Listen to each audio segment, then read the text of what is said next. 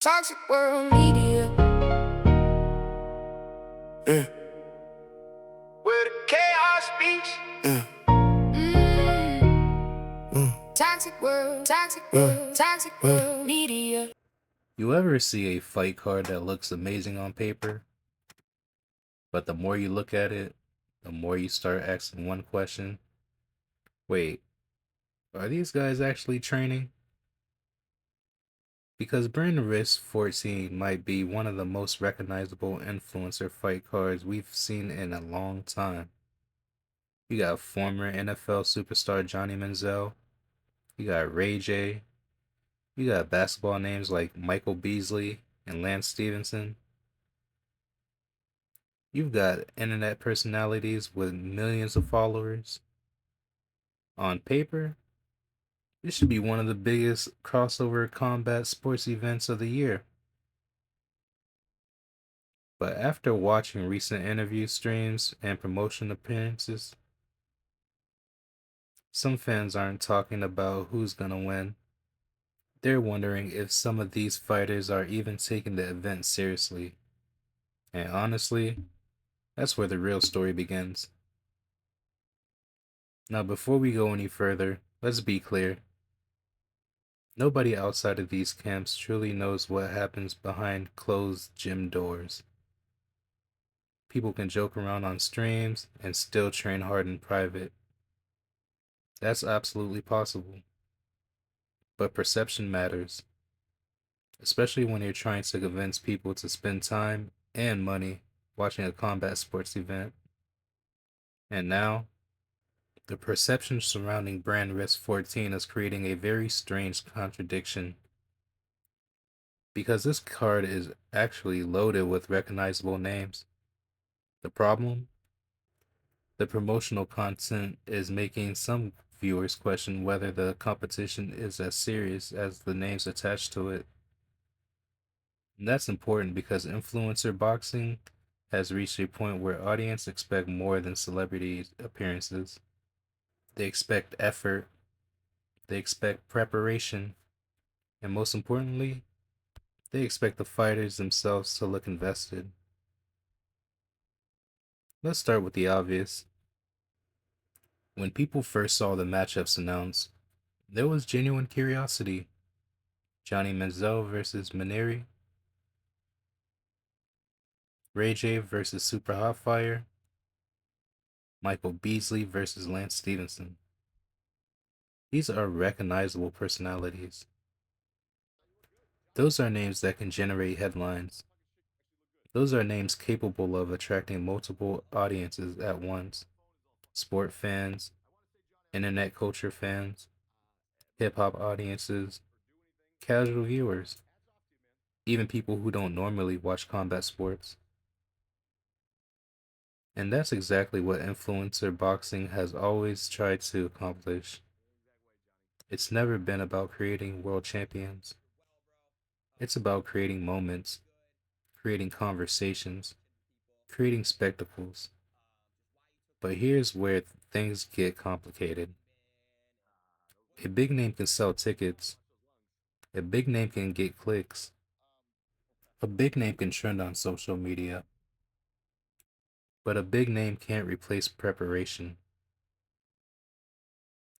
One of the biggest talking points surrounding the event came from appearances during Adin Ross's stream and Discord interviews. Viewers saw fighters joking around. Some appeared to be smoking, others appeared to be drinking, and immediately the internet began asking questions.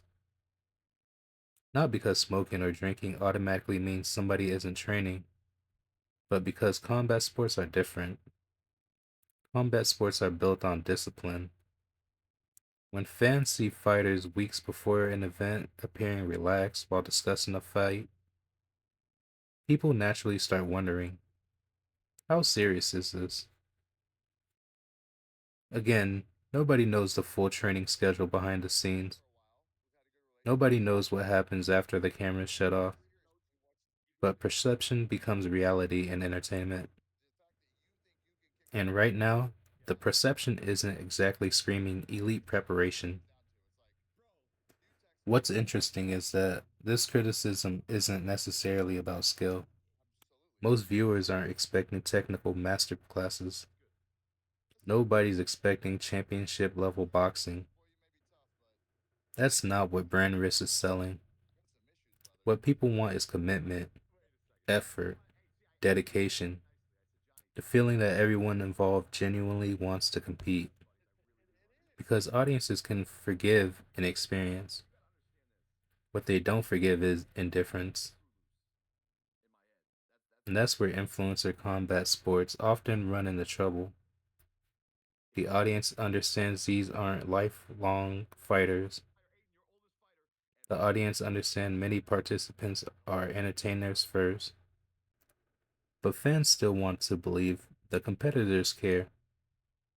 Once that belief starts disappearing, the events start feeling less like a fight card and more like a content collaboration. The issue isn't unique to brand risk.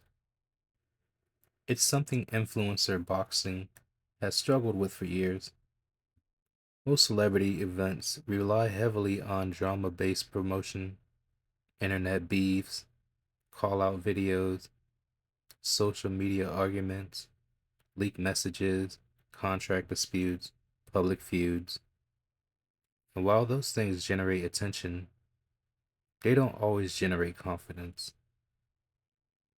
Eventually, audiences stop asking, well, who's gonna win? And start asking, will this even be competitive? That's a dangerous shift, because once fans lose faith in the competition itself, the spectacle becomes harder to sell. Here's what makes this situation fascinating. Brand Risk 14 might actually have one of the strongest collection of recognizable personalities yet. Think about it. The biggest weakness of many influencer boxing cards is lack of star power. This card doesn't have that problem. Not at all. Johnny Manziel brings sports notoriety. RayJ brings entertainment history. Michael Beasley and Lance Stephenson brings basketball audience. The names are there. The attention is there. The curiosity is there. Yet somehow, despite all the recognizable figures, many fans still aren't excited. Not because the card is weak, but because the preparation appears questionable. That's the contradiction. The talent pool generated hype. The promotional appearances generated doubt. And when hype collides with doubt, you get confusion. I think the reason some viewers feel underwhelmed isn't anger, it's disappointment. Because people see the potential. They can imagine what this event could be, a legitimate crossover sport entertainment spectacle, a fun competition between athletes and entertainers, a memorable internet moment. But when fighters appear casual about the event, fans start lowering expectations. And once expectations drop, so does entertainment. That's the real danger. Not criticism, not controversy, apathy. Because outrage still gets people talking. Apathy gets people scrolling. The reality is simple. Nobody needs these fighters to become professional boxers overnight. Nobody expects Olympic level conditioning. Nobody expects championship technique. What audience want is evidence that the competitors respect the challenge. That's it. Show effort. Show some discipline. Show improvement. Show preparation. Because preparation itself is entertaining. Watching somebody transform is compelling. Watching somebody commit to a challenge is inspiring. Watching somebody appear unbothered by the challenge, not so much. Brand Risk 14 still has time to surprise everybody. The fight haven't happened yet. The training camps aren't over. The final performances will ultimately determine how this event is remembered. But as of right now, the biggest story isn't who wins. The biggest story is whether the competitors can convince fans they're taking the opportunity seriously. Because a stat card means very little if viewers don't believe the fighters are invested. And that's what makes this event so fascinating. It has all the ingredients necessary for success. The question is whether those ingredients ever come together, or whether this becomes another reminder that star power alone isn't enough. But that's my question for you. Do you think fans are overreacting to what they've seen on streams and interviews? Or do appearances like smoking and drinking before a fight naturally raise concerns about preparation? And out of all the matchups on the card, Johnny Manziel versus Maneri, RayJ versus Super Hot Fire, Michael Beasley versus Lance Stephenson, which fight are you actually most interested in seeing? Drop your thoughts on the comment below. If you enjoyed this breakdown, make sure you subscribe, turn on notifications, and join the conversation. Because we're covering the biggest stories in sports, internet culture, and entertainment. Remember, sometimes the most interesting fight isn't inside the ring. It's the battle between expectation and reality. Toxic world media.